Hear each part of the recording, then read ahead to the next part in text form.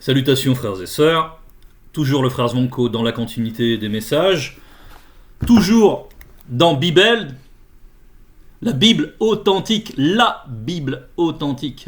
parce qu'il n'y en a qu'une, c'est Bible. On va voir pourquoi cette particule là indique qu'il n'y en a qu'une, parce que la vérité est unique.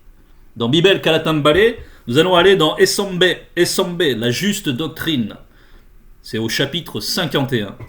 Le titre donc, la juste doctrine. La juste doctrine. Et on retrouve ce là qui veut dire unique, par opposition à toute la diversité des autres doctrines qui existent, par exemple. La juste doctrine. Dans cela, il y a la vérité. Le fait que la vérité, c'est l'unicité. C'est d'être unique. La juste doctrine. Donc, il y a une multitude de doctrines. Il y a les doctrines religieuses. Il y a par exemple les doctrines musulmanes, les doctrines des Hébreux. On a aussi les doctrines des chrétiens. Voilà. Mais ce qui distingue la vérité, la pure doctrine, c'est ce qui est juste, justement. Et ce qui est juste, c'est ce qui fait défaut à ces doctrines religieuses. Elles n'en ont que l'apparence de la justice. Mais quand on regarde comment toutes ces doctrines disent oui à l'esclavage, les trois que j'ai citées là, elles disent que l'esclavage est une pratique juste. Elles le déclarent pour les chrétiens dans le Nouveau comme dans l'Ancien Testament. On ne va pas rentrer encore dans les versets, mais pourtant c'est déclaré. Si quelqu'un veut des détails, il posera des questions. Mais, donc toutes déclarent que l'esclavage c'est quelque chose de juste. Mais comment ? Comment on peut associer la justice à l'esclavage ? L'esclavage, c'est l'aliénation, c'est la négation même de l'identité de l'autre, du fait même qu'il existe en tant qu'être, mais qu'il est plutôt une chose, un instrument dont on dispose, jusqu'à des extrémités dont l'imagination perverse peut abuser. Donc on voit bien que ces doctrines qui préconisent, qui avalisent l'esclavage, sont des doctrines de mensonge, d'injustice. Elles le portent en leur sein. Elles proclament partout la justice et après elles te disent « Oui, l'esclavage, non, c'est bon, on peut y aller. » Parce que elles sont toutes frauduleuses. Leurs récits sont basés sur des mensonges. La plus mensongère des scribes les a altérés. Parce qu'il y avait une doctrine essentielle au départ, c'est celle de la vérité. C'est celle qu'on voit là aujourd'hui dans Kalatambale. La juste doctrine. Il y a aussi d'autres doctrines, celles du monde. On va en évoquer quelques-unes. Voilà, c'est des doctrines mondaines. Par exemple, celles qui émanent de Freud. Voilà, qui enseignent d'être permissif avec soi-même, d'accepter sa propre mauvaise nature. Qui n'ont rien à voir avec la sainteté et qui pourtant servent de normes dans la réalité pour ce qui est bon, pour ce qui est juste. Dans les tribunaux, là où on pratique la justice des hommes qui n'a rien à voir avec la justice divine, manifestée par la toute divine puissance. Celle-là, la pure justice. Et bien dans ces lieux-là, on pratique le mensonge. Dans ces lieux-là, on réfère aux doctrines de la psychologie, de la psychanalyse. Elles servent de critères pour savoir ce qui est vrai, ce qui est associé. Est-ce que cette personne était responsable ou pas ? Et tout ça est faux. Tout ça repose sur du faux. Mais nous, qui vivons le message qu'apporte Zulula dans le visible, en ce temps, il nous est donné de vivre véritablement la juste doctrine. C'était l'introduction. On va se rendre dans le premier verset. Les vieillards connus doivent être sobres, honnêtes, modérés, saints dans la foi, dans la charité et dans la patience. Donc on nous parle des vieillards connus. Les vieillards connus doivent être sobres. Donc là, la doctrine, c'est un ensemble de consignes mais qui émanent d'une connaissance. Un docteur, c'est quelqu'un qui sait. Mais là, on nous parle avant tout d'un comportement. On ne nous parle pas directement d'une connaissance. On nous parle avant tout de quelque chose qui découle de la connaissance. Les vieillards connus doivent être sobres. Alors, la sobriété ici, c'est pas... On va décortiquer. La sobriété, c'est pas seulement le fait de ne pas être un ivrogne, de ne pas s'adonner à l'ivrognerie. C'est pas seulement cela. C'est cela, certes, mais ce n'est pas que cela. La sobriété, ça va être une certaine simplicité, un certain détachement par rapport à la vanité et aux mondanités. Un détachement. D'en être vraiment détaché. Parce que le vieillard connu a une expérience dans le verbe, vu qu'il a vécu longtemps tout un parcours avec le verbe. Et on nous demande qu'il soit honnête, cela va de soi, modéré, bon, c'est important, on va y revenir en comparaison avec éventuellement une tendance de la jeunesse à être parfois immodéré, un peu trop emporté. Saint dans la foi, dans la charité et dans la patience. Et là on retrouve les trois piliers, la foi, l'amour issu du verbe, la charité, et dans la patience, donc dans l'espérance. Et la patience, c'est une caractéristique, c'est une vertu très particulière. Et le vieillard connu, lui, a eu de l'expérience, il a du recul dans la spiritualité. Il a vécu beaucoup d'expériences avec le verbe. Et par là même, il est capable de manifester une plus grande patience s'il a cheminé droitement dans le verbe.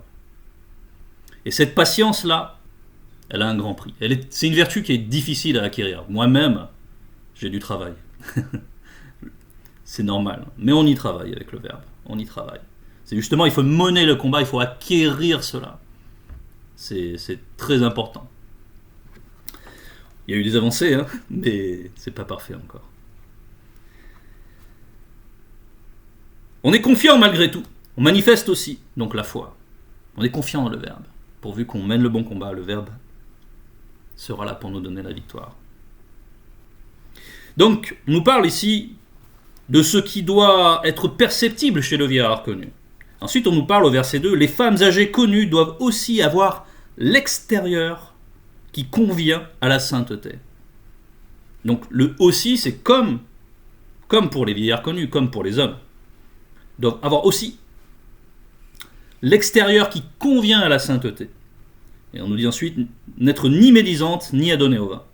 Donc on va juste s'arrêter un petit peu sur la notion d'extériorité. En fait, cette extériorité dont on nous parle là depuis le début, c'est le comportemental. Ce comportemental-là, c'est comme un extérieur, c'est ce qui est perceptible immédiatement par un témoin oculaire ou quelqu'un qui va s'approcher de nous, qui va être appelé à nous fréquenter d'une manière ou d'une autre, soit au travail, soit peu importe les circonstances. Mais quand il approche de nous, il voit un comportement déjà qui détonne, qui n'est pas commun, qui n'est pas mondain. Et ça doit frapper la conscience de ces personnes qui nous côtoient. Donc, les femmes âgées connues doivent avoir l'extérieur qui convient à la sainteté. Alors, cette extériorité, donc, c'est comme un vêtement spirituel. C'est comme, parce que cette extériorité est directement liée aux œuvres. Et nos œuvres, c'est ce qui nous couvre. Ok. Convient à la sainteté. N'être ni médisante, ni adonnée au vin. Donc là, quand on parle de la médisance, bon, c'est aussi en rapport avec les personnes qui ne sont pas dans le verbe. Quand on voit souvent les femmes, quand elles sont en groupe, les femmes qui ne sont pas initiées ni non initiées graciées, lorsqu'elles sont en groupe, très souvent, elles vont s'occuper à critiquer, à de plus en plus tourner à la médisance. C'est quelque chose c'est un phénomène assez connu, qui n'a rien de comment dire, de péjoratif en soi dans l'estimation. Et ça vient de l'origine. Ça vient de l'expérience qu'a connue Moutot avec Satan à travers le dragon. Bon, on va pas rentrer trop là-dedans, mais il y a eu un échange, il y a eu quelque chose qui s'est passé. Et donc, il y a une propension plus importante pour les femmes à s'adonner à la médisance. Mais une femme connue, elle, bien sûr, fait exception, vu qu'elle vit sous la grâce. Bon. On continue dans le verset 3, qu'elles doivent donner de bonnes instructions dans le but d'apprendre aux jeunes femmes connues à aimer leurs maris initiés selon le verbe et leurs enfants initiés. Elles doivent donner de bonnes instructions, c'est-à-dire qu'elles-mêmes, elles ont déjà reçu une instruction. On va poursuivre. À être retenues, chastes, occupées aux soins domestiques, bonnes, respectueuses envers leur mari, afin que le verbe de l'Oba ne soit pas blasphémé. Bon, il y a plusieurs choses. On va les prendre, on va essayer de décortiquer un petit peu. Qu'elles doivent donner de bonnes instructions dans le but d'apprendre aux jeunes femmes connues à aimer leur mari. Donc dans le but d'apprendre aux jeunes femmes connues à aimer leur mari. C'est-à-dire que là, on nous parle d'une transmission. Là, les anciens, dans le verbe, qu'ils soient hommes, femmes, sont des modèles pour les futures générations. Et non seulement des modèles, mais aussi des transmetteurs. Et pour que l'instruction, pour que la connaissance soit bien reçue par les enfants, il faut avant toute chose qu'il y ait l'extériorité qu'on a mentionné ici. Ce comportement qui a été modifié par le verbe, par la grâce du verbe, et qui irradie de cette personne. Donc cette personne, les fruits de l'esprit, on les voit à travers son comportement. Et c'est ce qui fait qu'après, lorsque cette personne va ouvrir sa bouche pour donner l'instruction, eh bien elle est écoutée, puisque ce témoignage est entier, conforme, correspond à une conduite d'ensemble. Ce qu'on appelle l'intégrité. Et c'est cette puissance-là, de l'extériorité de la spiritualité, qui est un témoignage pour notre entourage. Pour ceux qui, éventuellement, hésitent à venir à Zulula, etc., et ce qui finit par les convaincre, c'est qu'ils voient ces fruits de l'esprit. C'est très important. Donc quand on nous parle de la juste doctrine, ce qu'on met en avant en premier lieu, c'est cela. Parce que c'est ça qui témoigne. Parce que si on parle sans avoir ces fruits, alors à quoi on ressemble? À des hypocrites. Bon, on a mentionné beaucoup de choses à travers l'instruction qu'il doit y avoir par rapport au foyer. La femme joue un rôle particulier par rapport à son foyer. On nous dit ici, occupée aux soins domestiques. Ça, pareil, ça n'a rien de péjoratif, même si aujourd'hui la tendance mondaine n'est pas là. Les doctrines mondaines du féminisme, par exemple, qui enseignent à « Ah non, moi je fais plus la cuisine. Ah non, moi je fais plus ça. » Mais attendez, la nature nous enseigne. La femme donne le sein à son enfant. Elle a une fonction nourricière qui lui est intrinsèque, qu'elle le veuille ou pas. C'est comme ça, c'est la nature. C'est la loi naturelle. Et il n'y a rien de mal à ça. Au contraire. Mais le féminisme essaye d'inculquer autre chose. La doctrine étrangère veut au contraire que la femme se détache de ce rôle. Et donc, qu'elle se détache de son foyer par là même. Qu'elle ait une vision de son foyer comme si c'était un simple aspect de son existence. Ça ne veut pas dire que cette femme qui est attachée à bien donner les soins, cette femme connue qui est attachée à donner des soins domestiques avec amour dans son foyer, à manifester l'amour dans les œuvres domestiques, ça ne veut pas dire que par ailleurs elle ne peut pas occuper une fonction prestigieuse comme juge. Kalatambale en témoigne. Ce n'est pas incompatible. C'est plutôt les doctrines mondaines qui essaient de tout opposer. De dire que qu'une femme qui est attelée au foyer est une femme diminuée, mais c'est pas vrai. C'est pas vrai du tout. C'est juste que c'est une dimension fondamentale pour la femme. Et pour son épanouissement et pour son bonheur personnel.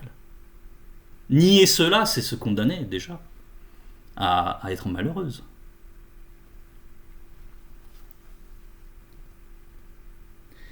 Et on nous dit, afin que le verbe de l'Oba ne soit pas blasphémé. Oui, bon, afin que... C'est la finalité aussi extérieure, c'est-à-dire qu'il faut qu'il y ait une cohérence. Il faut qu'il y ait une cohérence. Si nous-mêmes, qui sommes membres de la famille spirituelle, si à travers nous, il y a des scandales, si la femme se retourne contre ce mari, humilie son mari devant tout le monde, etc., les personnes qui vont passer là vont dire « Mais c'est quoi cet enseignement qui les fait délirer ?» Comme chez les chrétiens, on les voit avoir des comportements complètement fous quand ils sont dans leur assemblée. On dirait des aliénés. il se tape la tête contre les murs, il rampe, il se donne en spectacle.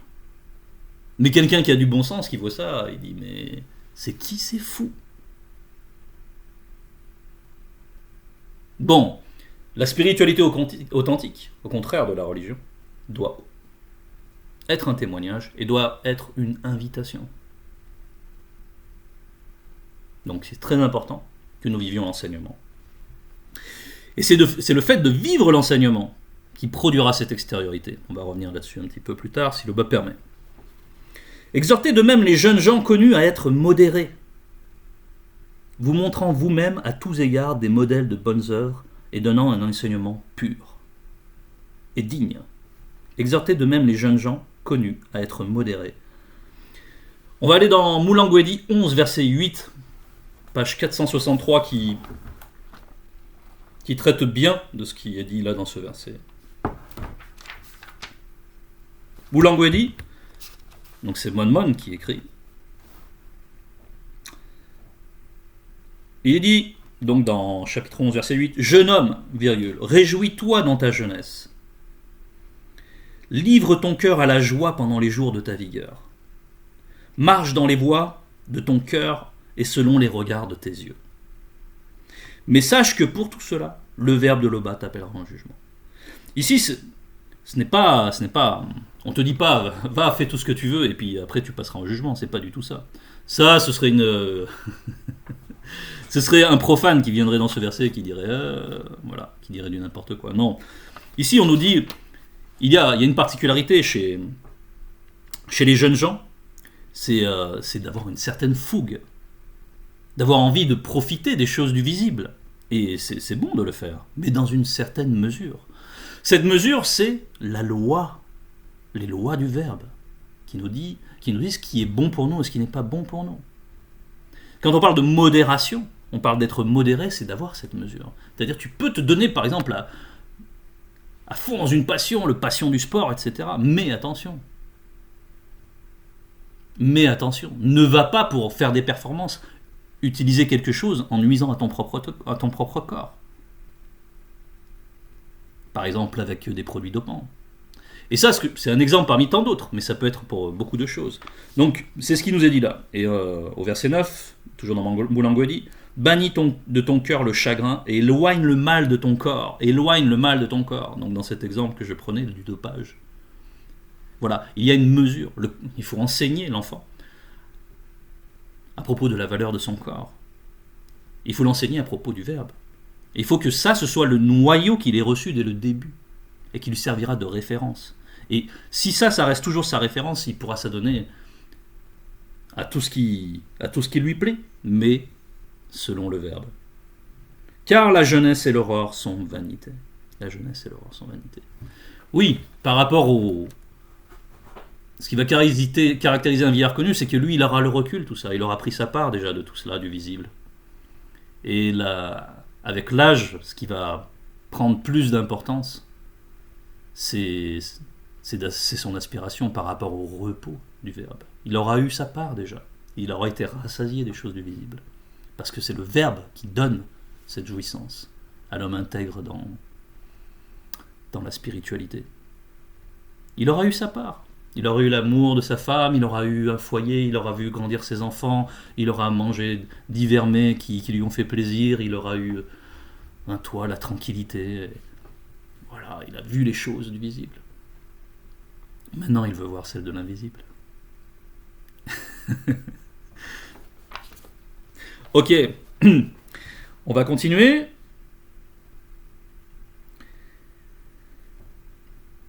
Un modèle de bonnes œuvres, donc on a dit au verset 4, et donnant un enseignement pur et digne.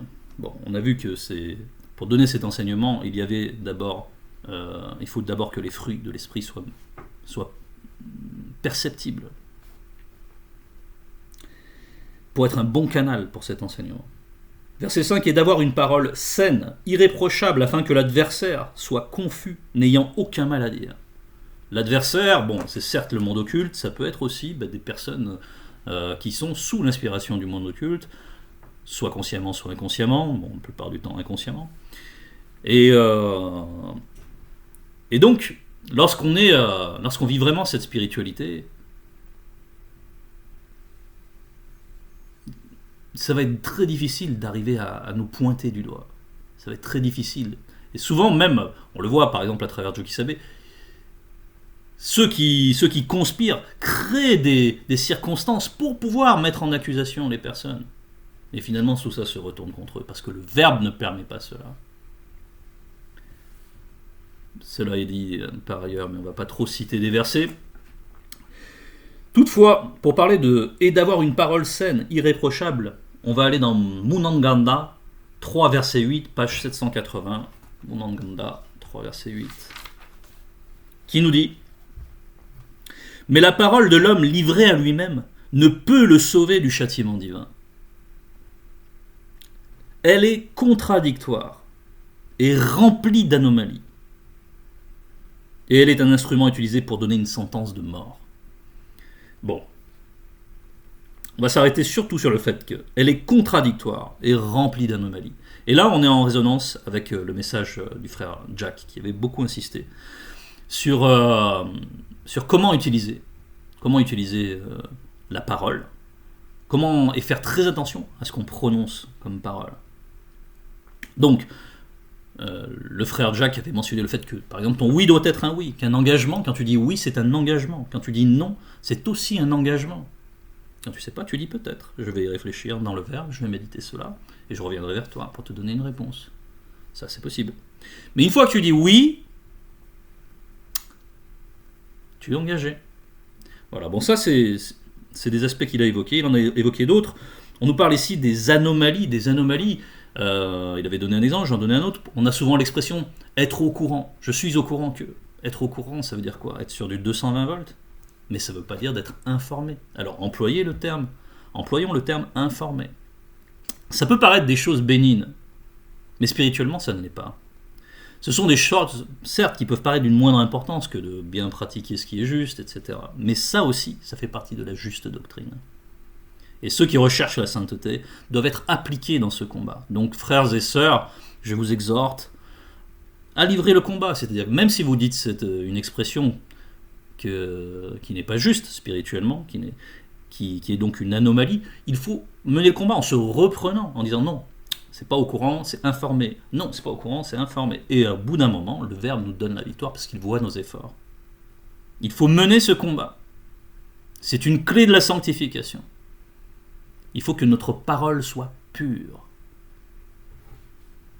Donc œuvrons dans ce sens, frères et sœurs. Entendu. Donc on va revenir dans notre passage thème. Car la manifestation de la grâce, au verset 6, car la manifestation de la grâce de l'Oba, source de salut aussi pour tous les hommes qui accepteront et pratiqueront la parole de l'Évangile, qui sera manifestée par le deuxième en son époque, dans cette époque qui est prophétique. Le deuxième est là, c'est Zulula. Il est là. Prenons conscience. Donc, il faut conscientiser que l'enseignement, on doit être une incarnation de l'enseignement. En fait, on doit être des témoignages vivants. On doit donc, premièrement, vivre la spiritualité, mettre en pratique tout ce qui nous est préconisé. Sinon, ça ne sert de rien. Et à ce moment-là, nous sommes rendus capables d'être des témoignages vivants. Et ainsi, le processus du remplissage du nombre connu suit son cours, à travers nous. Et on devient fertile. Il faut que notre extériorité donc soit comme un fruit, un bon fruit, qui exhale une bonne odeur, qui a un bel aspect, qui soit attrayant, mystérieux. Il faut que nous paraissions comme ça, pour les gens du visible que nous fréquentons, qui sont à l'extérieur du message du grand frère. C'est comme ça qu'ils seront le plus attirés, le plus interpellés.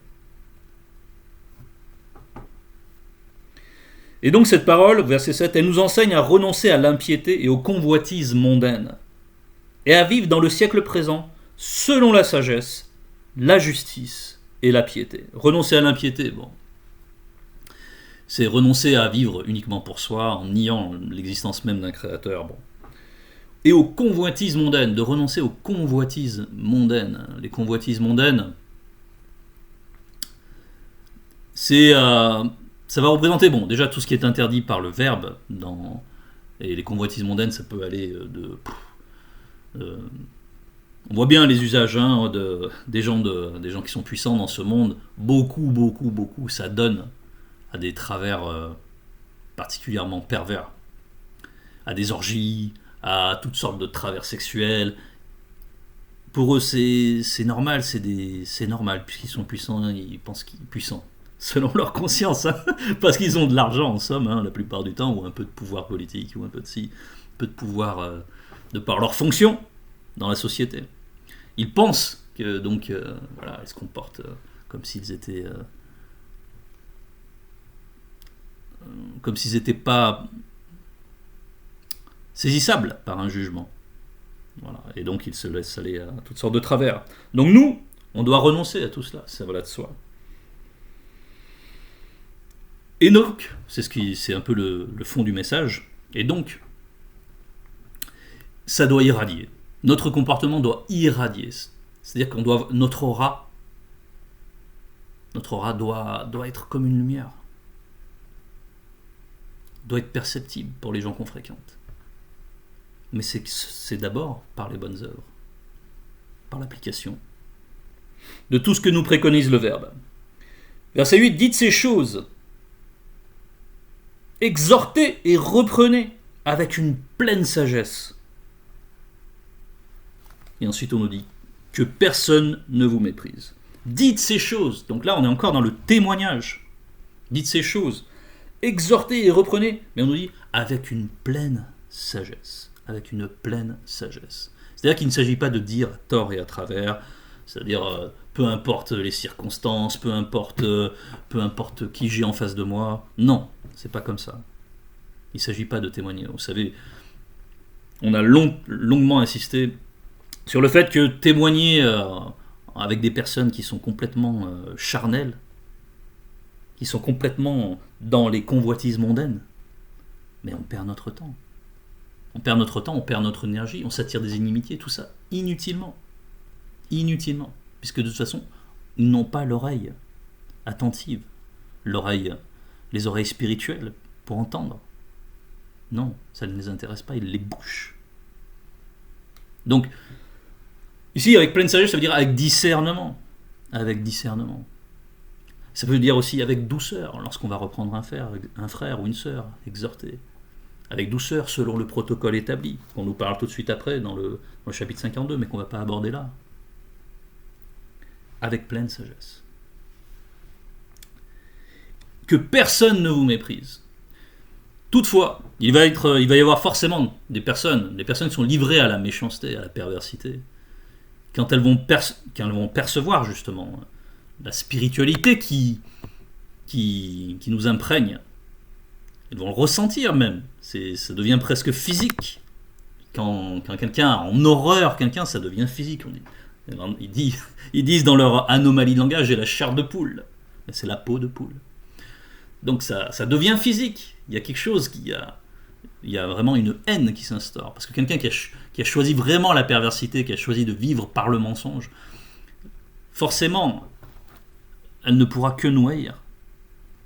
Mais il nous est dit ici que personne ne nous méprise. C'est-à-dire que quoi que ce qui sorte de la bouche de ce profane, quoi que cette personne manifeste sa haine d'une manière ou d'une autre, ça n'a aucune valeur. Ça ne vaut rien. Et il ne faut pas que ça nous touche en quoi que ce soit. Que personne ne vous méprise, ça veut dire cela. Qu'on nous haïsse, au contraire, c'est normal. Regardez combien de personnes haïssent le Mouledi. Et c'est normal. Et c'est un bon témoignage. C'est normal d'être persécuté pour la justice, pour un homme spirituel. Mais ça ne doit pas nous atteindre. Et Mouledi, il n'en a rien à faire de ses détracteurs. Il parle pour rien dire. Ils pensent qu'ils ont du poids, mais c'est comme une vapeur. Et l'enseignement est là. Et il demeure et il demeurera. Gloire à le bas.